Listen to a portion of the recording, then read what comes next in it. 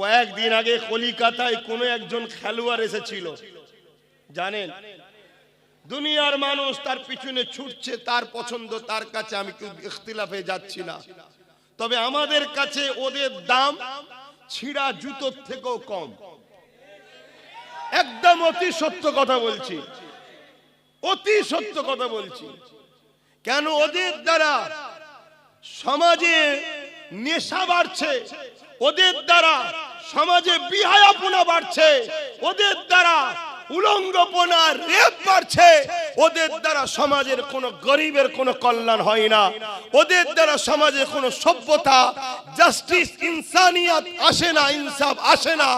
যে মানুষের দ্বারা সমাজে ইনসাফ, ইনসানিয়াত আসে না, তাদেরকে আমরা ছিঁড়া জুতোর থেকেও মূল্য কম দিই। কিন্তু যার ভালোবাসা তার কাছে, আমি তাদের উপরে আঘাত করছি না, কারো প্রেমে আঘাত করছি না, কিন্তু এটা বুঝাতে চাইছি কেন এ উম্মতে মুহাম্মাদি তোমরা কার নেশায় ছুটছো, কাদের পিছনে ছুটছো?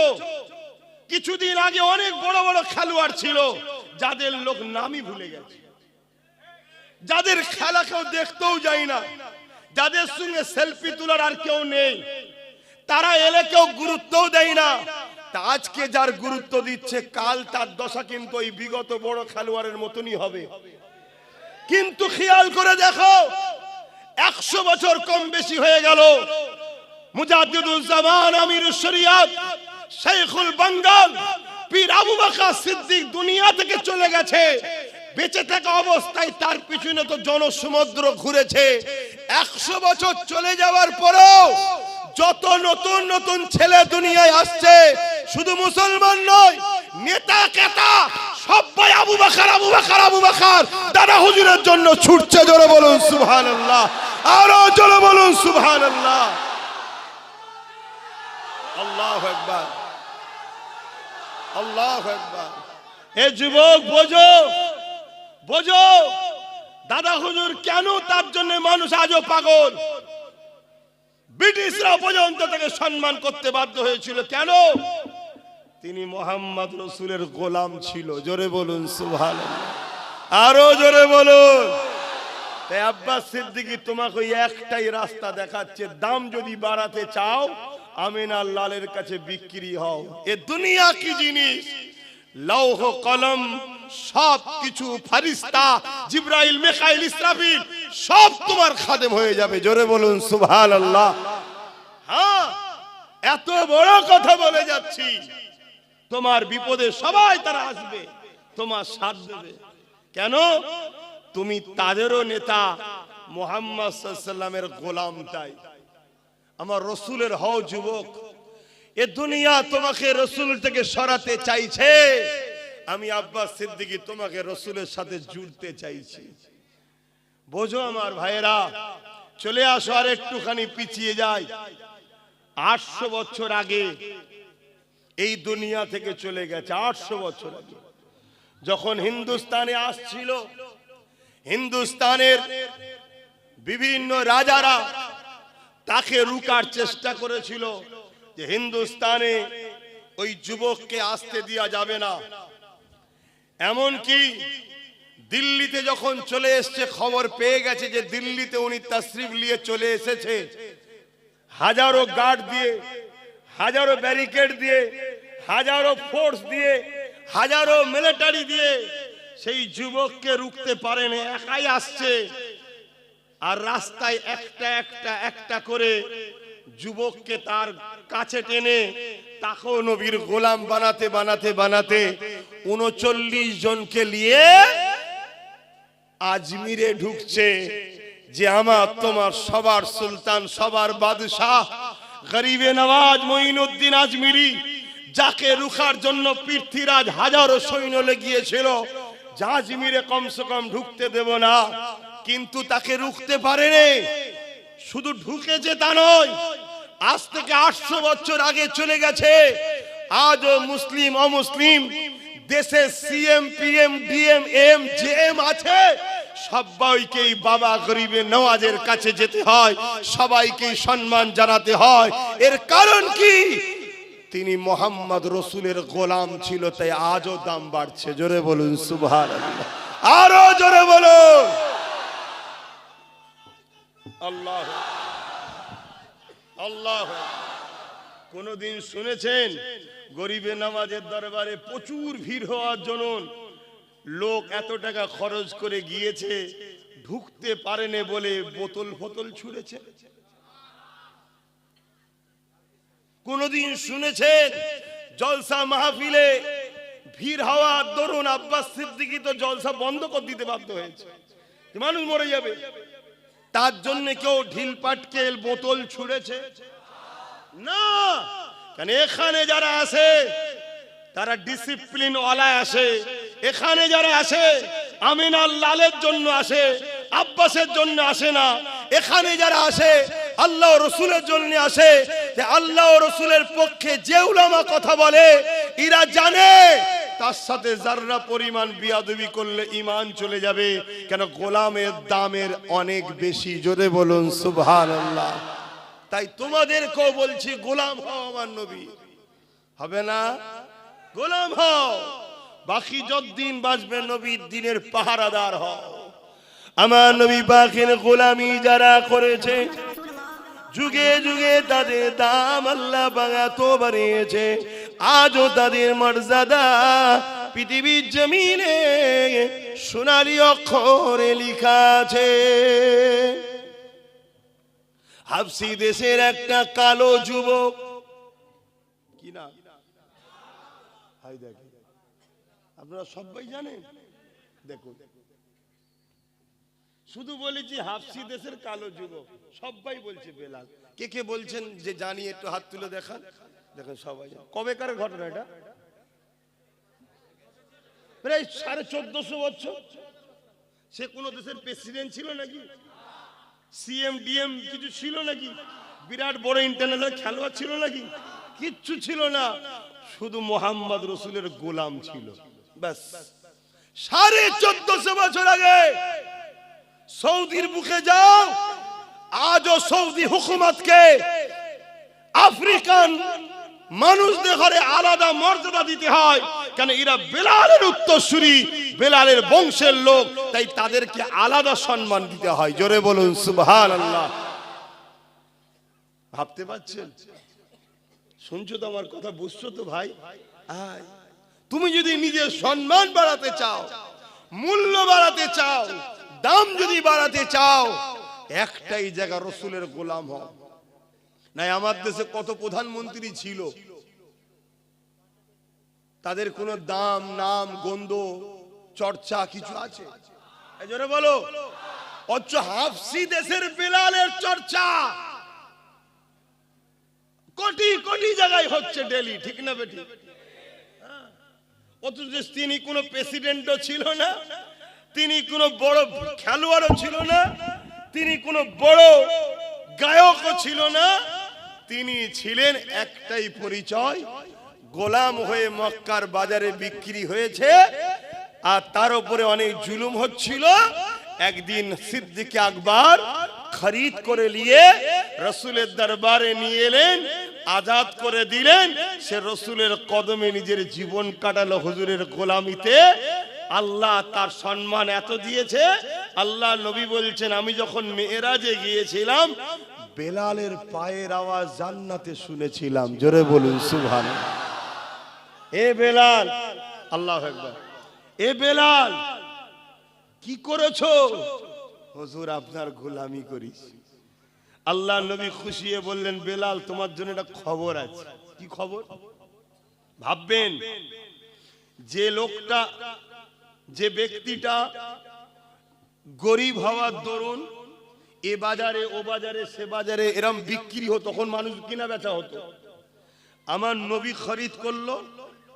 আরে আবু বকরের যা সবটাই রাসূলুল্লাহ, আমরা তো সেই ঈমান রাখতে পারিনি, তিনাদের ছিল। নবীর গোলাম হওয়ার জন্য তার সম্মান কোথায় এবার শুনুন, অবাক হয়ে যাবে। তোমরা তো আল্লাহ করে কোনো বাজারে বিক্রি হওয়া ছেলে নয়, তোমাদের বাপ দাদা সব ইসলামের। বেলাল হুজুরের বাপ দাদা গরিব মানুষ ছিলেন, তিনি বিক্রি হয়েছেন, হয়ে হয়ে হয়ে হয়ে রাসূলুল্লাহর কদমে এসেছেন। আর নবী তাকে কিনেছে এবং নবী সে গোলামি করেছে, করার দরুন সম্মান কত। আল্লাহর নবী বলছেন, বেলাল যেদিন কিয়ামত হওয়ার পরে জান্নাতে ঢোকা হবে, সর্বপ্রথম বেলাল তুমি কিন্তু জান্নাতে ঢুকবে। জোরে বলো। আল্লাহ নবীকে হযরতে বেলাল হুজুর বলছে, হুজুর আমার কি মাজাল আছে, হুজুর আপনি তো আগে যাবেন। আল্লাহ নবী বলছে, হ্যাঁ জান্নাতের দরজা আমার জন্যই খোলা হবে, কিন্তু যে সওয়ারির উপরে আমি থাকব ওই সওয়ারির লাগাম বেলাল তোমার হাতে থাকবে। লাগাম যার হাতে থাকে সে পিছনে থাকে না আগে থাকে? তাহলে তুমি তো আগে পা রাখবে। জোরে বলুন সুবহানাল্লাহ। ভাবো আমার নবীর গোলামিতে মানুষকে কোথা থেকে কোথা নিয়ে যায়। তোমরা কি হবে না আমার নবীর গোলাম? আহারে আল্লাহ নবী যেদিন কাবাকে ফতেহ করলেন, আল্লাহর কাবা যেদিন বিজয় হয়ে গেল, ওই সময় আমার রাসূলুল্লাহ সাহাবা হুজুরদেরকে নিয়ে আল্লাহ পাকের কাবার ওখানে হাজির হয়ে রয়েছে। মক্কা জালিম অত্যাচারীরা সবাই ঘিরে দাঁড়িয়ে রয়েছে। আল্লাহ নবী বলেছেন, বেলাল আযানটা দাও। ওই সময় কয়েকজন আগে এসে বললেন, ইয়া রাসূলুল্লাহ হাবিবাল্লাহ, আজ মক্কার মুশরিক জালিম অত্যাচারী সম্ভ্রান্তরা রয়েছে, এখানে বেলালকে না দিয়ে অন্য কাউকে দেয়া যাক। আল্লাহ নবী বললেন, সাহাবারে খবরদারে কথা দ্বিতীয়বার বলবে না। আমার দুঃখের দিনের সাথী হলো বেলাল, আজকে সুখের দিনে বেলালকে আমি ভুলে যেতে পারি না। একটা গোলামকে আল্লাহ রাসূল কোথায় মর্যাদা দিচ্ছে দেখে।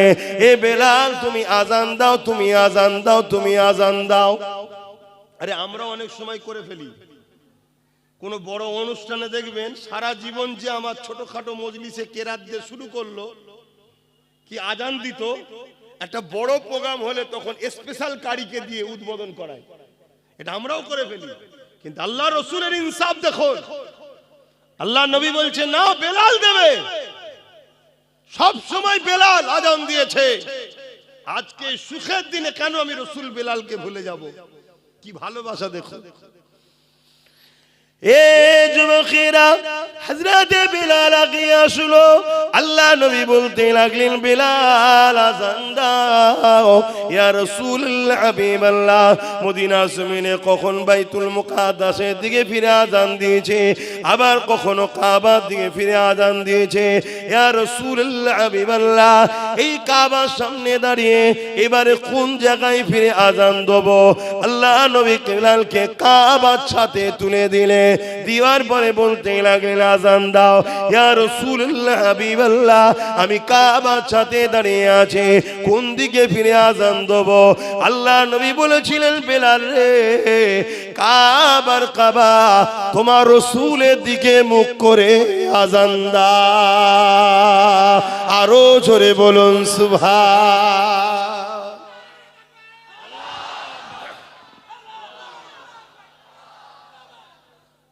হাজার হাজার সব মক্কার ভিআইপিরা দাঁড়িয়ে দাঁড়িয়ে দেখছে, দেখে সব আলোচনা করছে যে মুহাম্মদ সাল্লাল্লাহু আলাইহি ওয়াসাল্লাম দেখ একটা হাসি দেশের কালো গোলামকে দিয়ে কাবার মাথায় তুলে আযান দিচ্ছে। আল্লাহর ঘরের মাথায় উঠে পড়েছে বেলাল হুজুর। কিসের বাদাউলতে? মুহাম্মদ সাল্লাল্লাহু আলাইহি ওয়াসাল্লামের গোলামির পাওয়ারে। জোরে বলুন সুবহানাল্লাহ। এ যুবক, তোমরা আমার নবীর গোলাম হয়ে যাও। আল্লাহ তোমাকে কোথা থেকে কোথা নিয়ে যাবে তুমি ভাবতে পারবে না। এমন কোন রাত যেন তোমার না যায় নবীর উপরে দরুদ পড়ে তুমি ঘুমাচ্ছ না। মনে থাকবে তো? যখনই একা হবে তুমি মিস করো, স্মরণ করো তোমার নবীর কথা। যাহারে সারা জীবন নবী আমার আমাদের জন্য কেঁদেছে, আজও নবী আমার রওজা মুবারকে আমার আপনার জন্য কাঁদতেছে। এইভাবে তুমি তুমি স্মরণ করো আল্লাহ নবী আমাদেরকে কত পিয়ার করেছে, আল্লাহ নবী আমাদেরকে কত ভালোবেসেছে, সারা জীবন নবী আমাদের জন্য কেঁদেছে। হে যুবকেরা, তরুণেরা, বাপেরা, আজও নবী আমাদের জন্য কাঁদতেছে। আল্লাহ নবী ইনসাফের জন্য কত কষ্ট করেছে, আল্লাহ নবী ইনসানিয়াতের জন্য কত কষ্ট করেছে, আল্লাহ নবী নাইকে প্রতিষ্ঠিত করার জন্য কতটা কষ্ট করেছে, এইগুলোকে তুমি স্মরণ করো। সেই নবীর উম্মত হয়ে আমি গান শুনতে যাব না, সেই নবীর উম্মত হয়ে আমি ফাংশনে যাব না, সেই নবীর উম্মত হয়ে আমি পরের হক মারব না, সেই নবীর উম্মত হয়ে আমি শরাব পান করব না, সেই নবীর উম্মত হয়ে নবী যেটা নারাজ করে ওই কাজ আমি করব না। আমার নবীর দুশমন যারা তাদের সঙ্গে আমরা দলও করব না। এইভাবে নিজেকে নিজে বুঝাও, নিজেকে নিজে পরিবর্তন করো যে আমার উচিত নবীর দ্বীনের প্রতিষ্ঠার মসজিদ, মাদ্রাসা, কবরস্থান, ঈদগাহ, ওয়াকফকে বাঁচানো, তা না করে যে মিটাতে চাইছে তাদের সঙ্গে সাথ দিতে পারবো না। এইভাবে নিজেকে নিজে বুঝাও, শুধু পরিবর্তন হবে তা নয়। এই যুবকেরা, তরুণেরা, আল্লাহ পাক তোমাকে একটা রুহানি ক্ষমতা দেবে, ইমানি ক্ষমতা দেবে। আজকে যে তোমার উপরে জুলুম করছে, মনে রেখে দিও কাল তোমাকে সে দেখে ভয় খেয়ে অন্য দিক দিয়ে ঘুরে ঘুরে যেতে থাকবে। কত সমালোচনা হয় না আমাকে নিয়ে, কি হয় না হয় না? অনেক জায়গায় বললে গ্রামে ঢুকতে দেবো না, অনেক জায়গায় বলে কল্লা কেটে নেবো, অনেক জায়গায় বলে হাত কেটে দেবো। কোনোদিন শুনেছেন আমি আসার পরে কোনো মায়ের বেটা সামনে এসে আমার সঙ্গে ঝগড়া করেছে? এটা আমার কোনো কৃতিত্ব নয়, এসব ওইখান থেকে চলছে, মদিনা থেকে। শুনছেন কি বলছি? এটা তোমাকে বোঝাবার জন্য বললাম, আল্লাহ মাফ করুক, যাতে তোমরা দেখে বোঝো। জাগো যুবকরা, নবীর হও, নবীর হও। আল্লাহ তোমাদেরকে শ্রেষ্ঠ উম্মত করলো, শ্রেষ্ঠ জাতি করে পাঠালো, উম্মতে মুহাম্মাদির ঘরে পাঠালো। কত নিয়ামত আল্লাহ ঘরে পাঠিয়েছে, মদ খাবার জন্য, হারাম খাবার জন্য, সুদ খাবার জন্য, এতিম গরিবের মাল ছেড়ে খাবার জন্য পাঠিয়েছে আল্লাহ। তোমাকে আমাকে আল্লাহ শ্রেষ্ঠ উম্মত করলো দুনিয়ার বেঈমান, চোর, ডাকাত, খুনি নেতাদের ঝান্ডা ধরে ঘোরার জন্য। এগুলো বোঝো যুবক, ওজন উড়াতে এসে তোমার জুতো ঘোরাবার উপযুক্ত নয়। তোমাকে আল্লাহ যে নিয়ামত করেছে, যে ঘরে পাঠিয়েছে, ওই চোর, জালিম, বদমাই নেতাগুলো তোমার জুতোটাকে পরিয়ে দিবার উপযুক্ত তারা নয়। আজকে তুমি তাদের কাছে হাতের পুতুল হয়ে গোলাম হয়ে গেলে একটাই কারণে, তুমি রসুল ছেড়ে দিয়েছো। তোমার নবী কি চায় আর তুমি করছো কি? বোঝো, ভাবো। অথচ আজও তোমার নবী রওজা মুবারকে তোমার আমার জন্য কাঁদছে। তোমার কি আর বড় মনে পড়ে না সেই নবীর কথা, যে আমি ভালো কাজ দিয়েছি, হয়তো হালকা বসে করে উঠতে পারিনি, কমসে কম আমার নবীর দিনের ক্ষতি করব না। কিন্তু আজ আমরা ক্ষতিকারক হয়ে গেলাম। তো আমাদের জন্যই তো জালিমরা ক্ষমতায় আসে, আর আমাদের জন্যই তো জালিমরা আজকে ইসলামকে ক্ষমতার জন্য মিটাবার চেষ্টা করছে। কথা কি ভুল বলছি? অথচ সারা জীবন নবী আমার তোমার আমার জন্য কেঁদেছে। আজ রওজা মুবারকে রাসূলুল্লাহ কাঁদতেছে। এ যুবক শুনে রেখে দাও, যেদিন আল্লাহ পাক কিয়ামত ঘোষণা করে দেবে, হযরত জিবরাইল আলাইহিস সালাম কে আল্লাহ পাঠাবে। এ জিবরাইল, দুনিয়া জমিনে গিয়ে আমার হাবিবকে যে উঠিয়ে নিয়ে আসো। হযরত জিবরাইল আলাইহিস সালাম দুনিয়া জমিনে চলে আসবে, তাম পৃথিবী থেকে তন্ন তন্ন করে খুঁজবে, কারণ এই জমিনের উপরে গাছপালা থাকবে না, এই জমিনের উপরে ঘরবাড়ি থাকবে না, কারণ কুল্লু মান আলাইহা ফান, আল্লাহ পাক সব ফানা করে দেবে। এই আমার রাসূলুল্লাহ কোন জায়গায় রয়েছে? হযরত জিবরাইল আলাইহিস সালাম খুঁজে পাবে না, আল্লাহ পাককে জমিন থেকে আওয়াজ দিতে লাগবে, ও রব্বি, আল্লাহ পাক আপনার হাবিব কোথায় রয়েছে? আমি জিবরাইল খুঁজে পাচ্ছি না। আল্লাহ পাক বলতে লাগবে, জিবরাইল রে, দুনিয়ার জমিন জমিনে কান লাগিয়ে লাগিয়ে শোনো, যে জায়গা থেকে দেখবে কান্নার আওয়াজ আসছে, ওই জায়গাতে আমার হাবিব তিনার গুনাহগার উম্মত উম্মতিদের নাজাতের জন্য কাঁদতেছে। আরো জোরে বলুন সুবহান। একবারও কি তোমার চোখ দিয়ে সেই নবীর জন্য পানি পড়েছে? একবারও কি তোমার দিল বলেছে যুবক যে আমার নবী এই ইসলামের জন্য মার খেয়েছে, আমার নবী এই মসজিদ মাদ্রাসার জন্য মার খেয়েছে, আজকে সেই মসজিদ মাদ্রাসা মিটাবার আসামি আমরা? আমরা এই যে সরকারকে জিতালাম, সে সরকার আজকে মসজিদ মাদ্রাসার সঙ্গে গাদ্দারি করলো না? করলো না? একবারও কি তোমার কথা মনে পড়েছে যে আমার রসুল পাহাড়ে গিয়ে গাছের পাতা ফলমূল খেয়ে জীবন ধারণ করেছে? তোমার দিলে যদি নবীর প্রেম না থাকে, ইশক না থাকে, কিসের তুমি ঈমানদার, কিসের তুমি মুসলমান? ঈমান কাকে বলে? ঈমান হলো নবীর প্রেম ও মোহাব্বত, আদবের নাম। জোরে বলুন সুবহানাল্লাহ। এই যে গাছ দেখছো, এই গাছের ডাল, পাতা, ফল, মূল, এগুলো হলো আমল নামা, রোজা, দাড়ি, টুপি, হজ, যাকাত। আর এই গাছের মাটির তলায় যেটা আছে মূল, ওটা হলো ঈমান। বুঝাবার জন্য বলছি, যেমন মাটির তলায় আছে, আমাদেরও ভেতরে গোপনে থাকে। আর নামাজ, রোজা, দাড়ি, টুপিটা হলো এই ডালপালা গুলো। ডালপালা একেবারে শেষ হয়ে যাবে যদি মূলটা শেষ হয়ে যায়। আর এখন ডালপালা কম, যদি মূল ঠিক থাকে, কালকে আবার নামাজি, হাজি, রোজা সব হয়ে আল্লাহ কারে জান্নাতে যাবে। কিন্তু আমরা মূলটাকেই তো মেরে ফেলছি। নবীর প্রেম কই? হ্যাঁ, অথচ আল্লাহ নবীর এমন দিন গেছে, নবী আমার পেটে পাথর পর্যন্ত বেঁধে নিয়েছে। একদিন নয়, দুদিন নয়, তিনটে পাথর বেঁধেছে।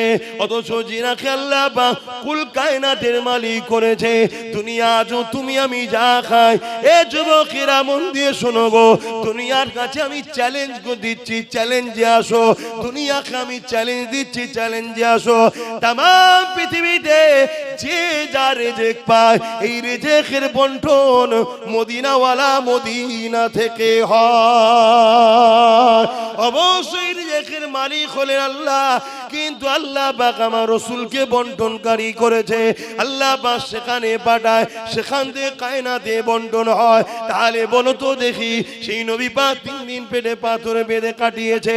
নবী পাকের দরবারে একজন গরীব এসেছে, ইয়া রাসূলুল্লাহ, হাবিবাল্লাহ, আমার 2 দিন খাওয়া হয়নি। আল্লাহ নবী 3 দিন খাওয়া হয়নি। সে বলছে 2 দিন খাওয়া হয়নি। আল্লাহ নবী তাকে বলেন আমার 3 দিন খাওয়া হয়নি। নবী তাকে সাথে করে নিয়ে নিজের কলিজার টুকরি বেটি ফাতেমার ঘরে গেছে। ফাতেমাকে গিয়ে সালাম দিয়ে বলতে লেগেছে, এ ফাতেমা রে, তোমার ঘরে কি কিছু খাবার আছে? একজন গরিব এসেছে, যার 2 দিন খাওয়া হয়নি, তোমার কি ঘরে কিছু রয়েছে? হযরতে ফাতেমা বলতে লাগলে, ইয়া রাসূলুল্লাহ, হাবিবাল্লাহ, আব্বা জান আপনি বসেন, আমি খাবারের ব্যবস্থা করে দিচ্ছি।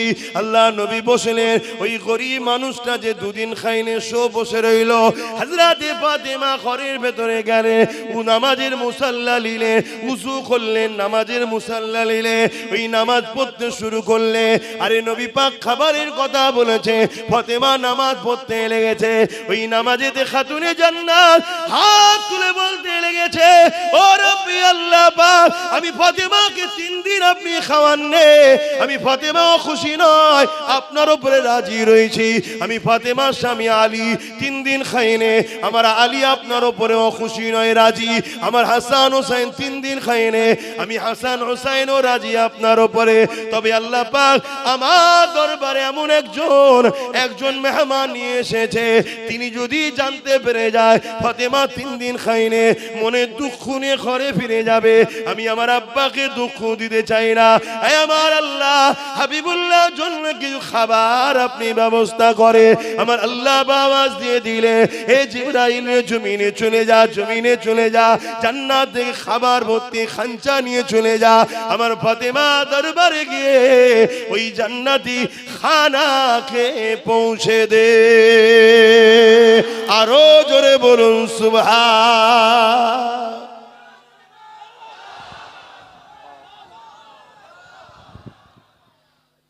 আমাদের কারো বাড়ি আছে যে একদিন খাওয়া হয়নি? একটা কেউ হাত তুলে বলুন যে একদিন খাওয়া হয়নি। অথচ আমার মা বোনেরা একবার ভাবলো না যে ইসলাম বিদ্বেষীরা আমাকে 1000 1500 ফ্রিতে ভিক্ষা দিচ্ছে কেন? একবার ভাবেন? ভেবেছে কি? আরে ভালো ভালো আলেম সাহেব, মলি সাহেব ঘরে, হাজি সাহেবের ঘরের বইয়েরাও ভাতা লিচ্ছে না লাইনে ভান্ডারের টাকা। একবারও ভাবলো না যে জনগণের টাকা, দেশের টাকায় লক্ষ্মী নাম দেবে কেন? দেশের কোন স্বাধীনতা সংগ্রামীর নাম দিতে পারতো, লক্ষ্মী নাম দিল কেন? এটা আমার গায়ের ধর্মের ভাইদের বিশ্বাস হলো লক্ষ্মী হলো অর্থ দেবী। আপনারা মানেন? তাহলে কোথায় আমাদেরকে শেষ করলো? এই যে পয়সাটা খালেন কোথায় শেষ করলো আমাদেরকে? এবারে বলুন, ওই মায়ের পেটে আল্লাহর ওলি সন্তান হবে? ওই মায়ের পেটে এমন সন্তান হবে যে ইসলামের জন্য লড়াই করবে? ওই মায়ের পেটে তো ওই সন্তানই হবে যে বড় হয়ে ইসলামের দুশমনদেরকে মিটাবার জন্য মুসলমানদের নামে কেস করবে, মুসলমানদের ঘর ভাঙবে, মুসলমানদের উপরে জুলুম করবে। এমন নেতা তৈরি হবে না? হবে না? এই কথা কোনো বলছি কষ্ট নিচ্ছেন? এটা যদি শুনে আমার 10টা মা পরিবর্তন হয়, ওই 10টা মায়ের ঘরে আল্লাহ এমন সন্তান দেবে যে সন্তান তার মায়ের পায়ের তলাতে জান্নাত জেনে তার পায়ে কদমমুচি করবে, তার উপরে ঝগড়া জুলুম করবে না। কথা কিছু বুঝতে পারছেন? আজান হচ্ছে আপনাদের মহল্লায়? আপনাদের মহল্লায় হলে বলবে শুরু হয়েছে। আচ্ছা, আজানটা হয়ে যাবে। আপনাদের যদি ধৈর্য থাকে বসুন, আর না এই সুযোগে চলে যান। কেন অনেকে দেখি আজান দিলেই পালায়।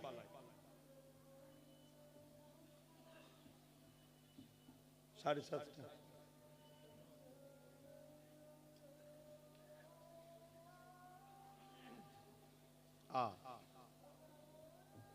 এই আজান আগামী দিন আর শুনতে পাওয়া যাবে কি সন্দেহ আছে? সেই দিন এসে গেছে। কি করলাম আমরা? কি ভুল করলাম?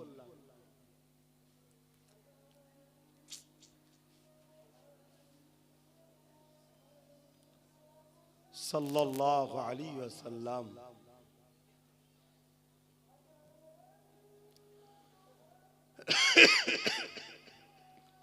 সাল্লাল্লাহু আলাইহি ওয়াসাল্লাম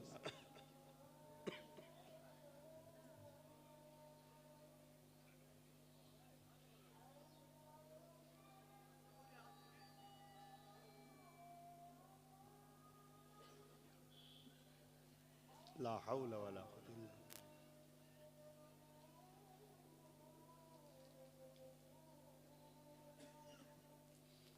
লা হাওলা ওয়ালা কুওয়াতা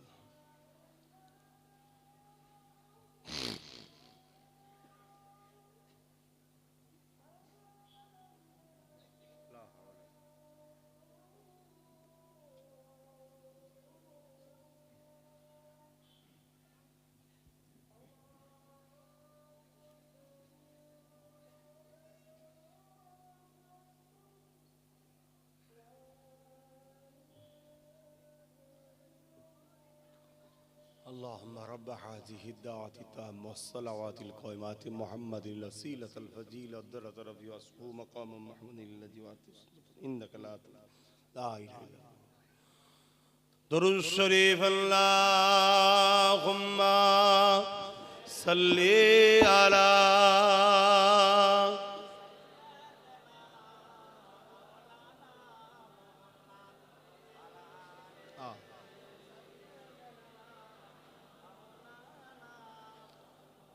যাদের হৃদয়ে আছে আল্লাহর ভয়, তারা কখনো নবী ভুলে যায় না। আল্লাহর প্রেম ছাড়া এই দুনিয়ায় কারো কাছে কোনো কিছু চাই না। প্রকৃত সাকসেসফুল তো এইটাই, যেন আমার আল্লাহ ও রসুলকে আমরা রাজি করতে পারি। যাদের হৃদয়ে আছে আল্লাহর ভয়, তারা কবু নবী ভুলে যায় না। আল্লাহর প্রেম ছাড়া এই দুনিয়ায় কারো কাছে কোনো কিছু চাই না। রাতের আধারে যারা সিজদাতে রয়, দু চোখের স্রোতে নদী যেন বয়। কখনো উঠেছো যুবক? রাত্রে ঘুম ভাঙে? রাত্রে ঘুম ভেঙে যায় না? ফাঁকে যেতে হয়, ঘুম ভেঙে যায় তো। কখনো রাত্রে ঘুম ভাঙলে একদিন ট্রাই করে দেখবে, উজু করে আর একা একা আল্লাহকে সেজদায় পড়ে থাকবে, কিছুক্ষণ পড়ে থাকবে, একটা আলাদা মজা পাবে। চোখ দিয়ে অঝরে পানি বেরিয়ে যাবে, তুমি রুখতেই পারবে না, তুমি বুঝতেই পারবে না তোমার হাজারো ব্যথা কোথায় গেল। তোমার রবের সেজদায় চোখের পানি ফেলা, কিয়ামতের দিন জাহান্নামের আযাব থেকে বাঁচার, ওই যে জাহান্নাম তেড়ে তেড়ে যে আসবে। গতকালকেই তো ওয়াজ করেছিলাম, শুনেছেন তো? অনেকে লাইভও শুনেছে। ওই জাহান্নামকে সরাবার একটাই উপায়, আমাদের চোখের পানি আল্লাহ নবীকে দেবে, নবী সেটা নিক্ষেপ করবে, জাহান্নাম হাজার হাজার মাইল দূরে সরে যাবে। জোরে বলুন সুবহানাল্লাহ। আসো আমার ভাইরা, ফিরে আসো, এখনো সময় আছে, এখনো সময় আছে, কিন্তু তোমাকে পরিবর্তন হতে হবে। রাতের আধারে যারা সিজদাতে রয়, দু চোখের স্রোতে নদী যেন বয়। রাতের আধারে যারা সিজদাতে রয়, দু চোখের স্রোতে নদী যেন বয়। ছলনার খাঁচানি যত আসো, ছলনার খাঁচানি যত আসো, পিছনে ফিরো তাকায় না। যাদের হৃদয়ে আছে আল্লাহর ভয়, তারা কভু নবী ভুলে যায় না। আল্লাহ প্রেম ছাড়া এই দুনিয়ায় কারো কাছে কোনো কিছু চাই না। আল্লাহুম্মা সাল্লি আলা।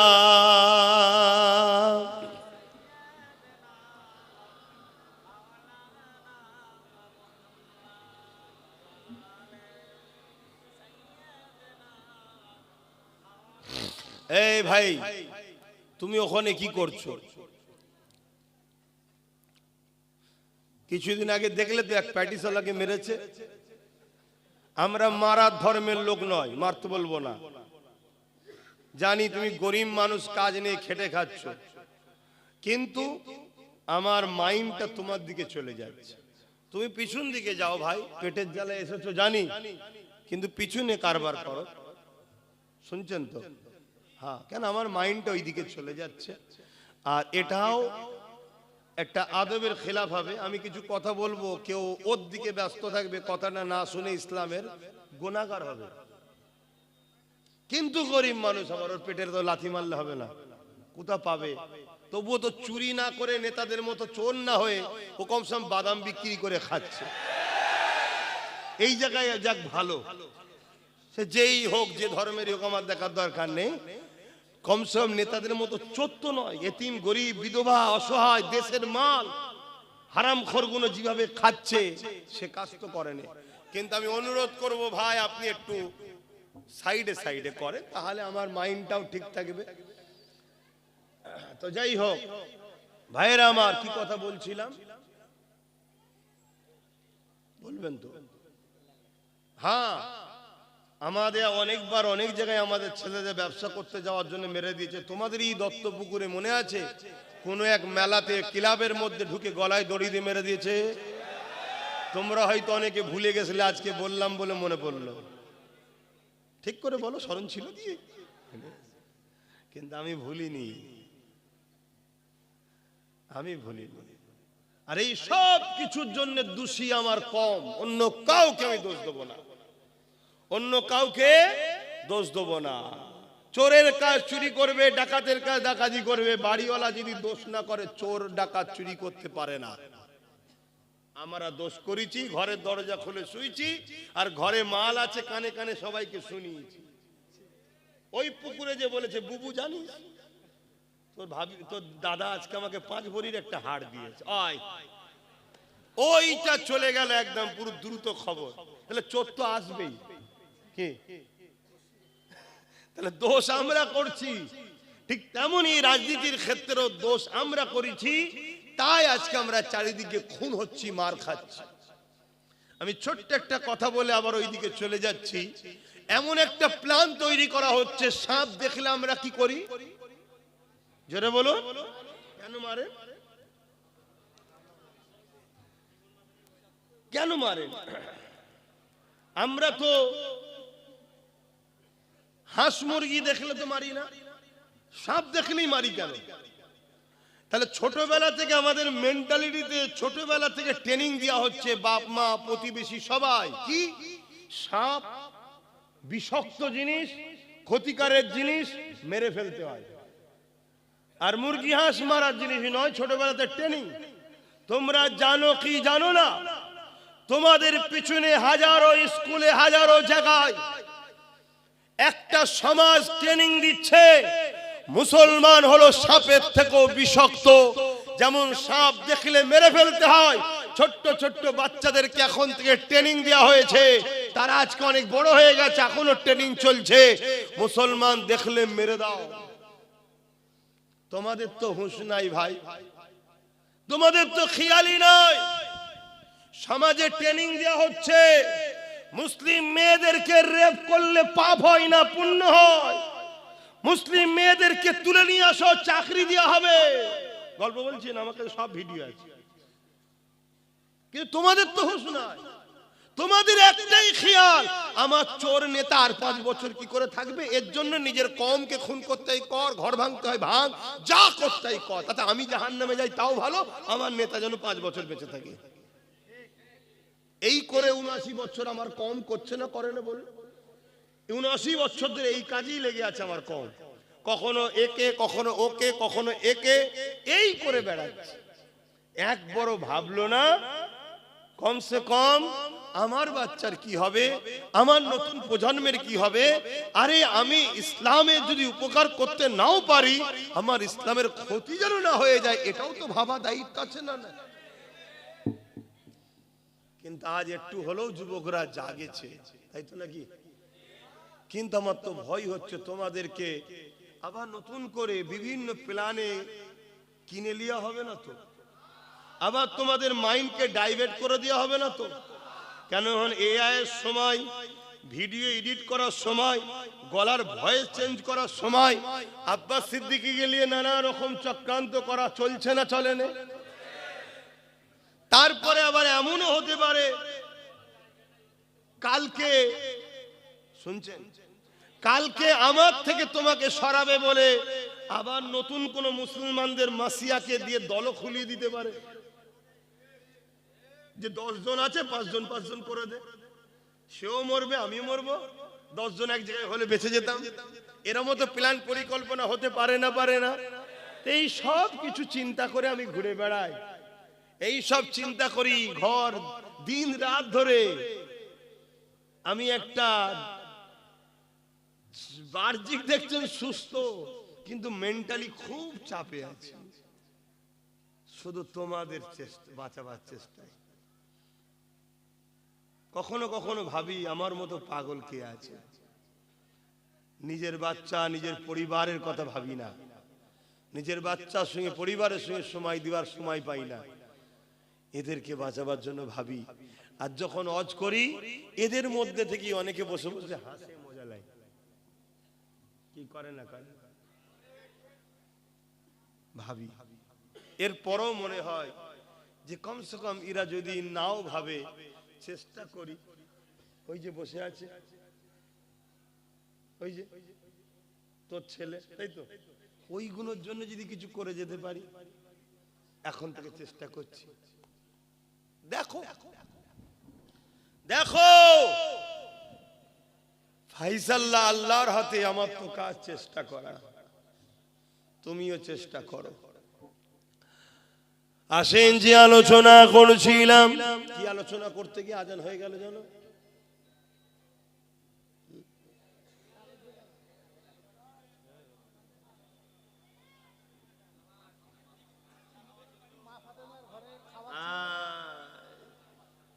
তাহলে বলো কতজন কত দিকে চলে গেলে? হ্যাঁ, হযরত আম্মা জান খাতুনে জান্নাত ফাতেমা আয-জাহরা রাদিয়াল্লাহু তাআলা আনহা, তিনি সিজদায় পড়ে যে খাবার চাইলেন আল্লাহর কাছে, আল্লাহ বা জিবরাইলকে দিয়ে খান যাবতীয় খাবার পাঠিয়ে দিল।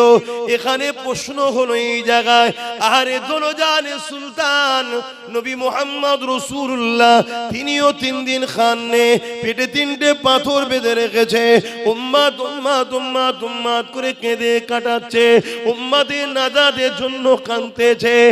এ যুবকেরা, রাসূলুল্লাহ কলিজা টুকরি খাতুনে জান্নাত ফাতেমা আয-জাহরা রাদিয়াল্লাহু তাআলা আনহা, তিনিও 3 দিন খায়নি। মাওলা আলী শেরে খোদা 3 দিন খায়নি।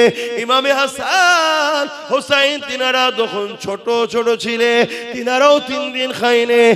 একবার ভাবো, আল্লাহ তোমার আমার কারো অভাব দেয়নি, কিন্তু এরপরও সামান্য ভিক্ষা পেলে আমার বাপ ভাই মা বোনেরা একবারও ভাবার সময় নেই এই টাকাটা ভিক্ষা আসছে কোথা থেকে।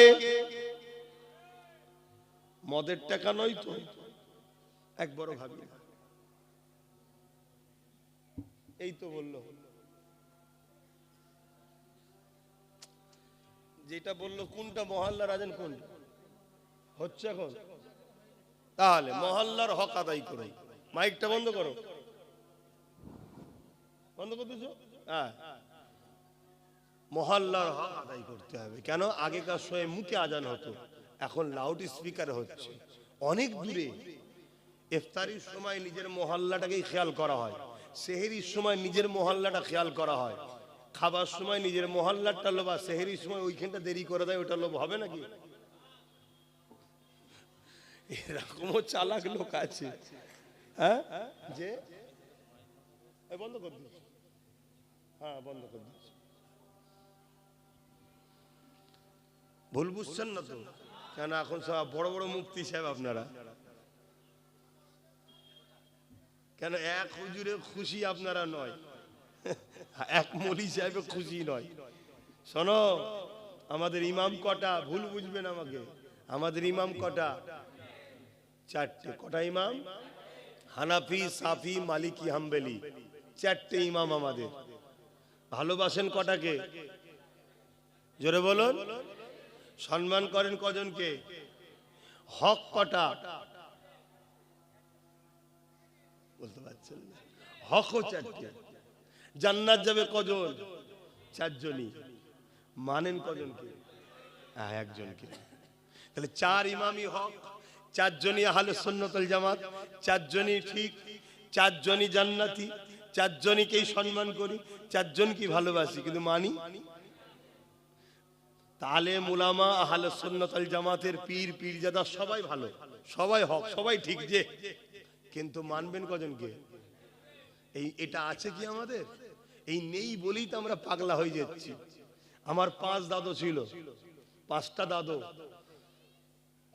সব মুরিদি ফুরফুরা দাদা হুজুরের, কিন্তু যে দাদা হুজুরের বড় সাহেব জাদার সঙ্গে উঠা বসার লেনদেন, বাকি সবাইকে ভালোবাসতো, সম্মান করতো, পিয়ার করতো, কিন্তু ফলো করতো একজনকে।